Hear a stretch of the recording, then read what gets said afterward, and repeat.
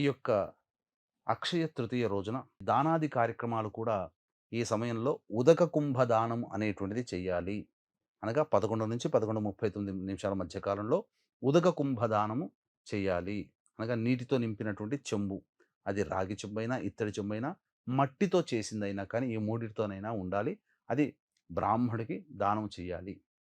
ఇక తరువాత విసనకర్రలు, గొడుగు, చెప్పులు, మిఠాయిలు, చక్కటి ఖద్దరు వస్త్రము శక్తి మేర దానం చేయాలి.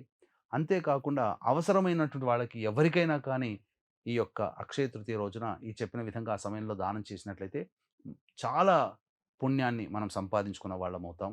అలాగే వీక్షించేటువంటి ప్రేక్షకులు కూడా ఏప్రిల్ 20వ తారీఖు అక్షయ తృతీయ సందర్భంగా సాయంకాలం 6 గంటలకి మన పీఠం ఆధ్వర్యంలో సర్వదోష నివారణ పూజలు, హోమాలు జరిపించి శక్తిపాతం చేసినటువంటి కరుంగలి మాల ఉచితంగా ఇవ్వడం జరుగుతుంది.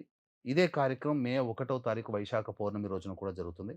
కాబట్టి 20వ తారీఖు రోజున మధ్యాహ్నం 3 గంటల లోపల ఈ యొక్క కార్యక్రమంలో మీ గోత్రనామాదులు నమోదు చేసుకోవచ్చు.